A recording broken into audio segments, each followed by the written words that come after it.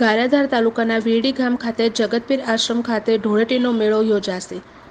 ગારિયાધાર તાલુકામાં હિન્દુ મુસ્લિમ કોમી એકતાના પ્રતિકરૂપ એવા જગતપીરનો મેળો દર વર્ષની માફક આ વર્ષે પણ યોજાશે। ગારિયાધારના વીરડી ગામ નજીક આવેલ જગતપીરની જગ્યાએ દર વર્ષની માફક આ વર્ષે પણ ધૂળેટીના પર્વ દરમિયાન ધામધૂમપૂર્વક મેળો ભરાશે। કોરોના મહામારીમાં સરકારશ્રીની ગાઈડલાઈન મુજબ મેળો બંધ રાખવામાં આવેલ હતો, પરંતુ આ વર્ષે દર વર્ષની જેમ ધૂળેટી મેળો યોજાશે। બપોરનું ભોજન તેમજ રાત્રિ સંતવાણીનું આયોજન બંધ રાખવામાં આવ્યું છે। રિપોર્ટર ગોપાલ ગોંડલિયા, ગારિયાધાર।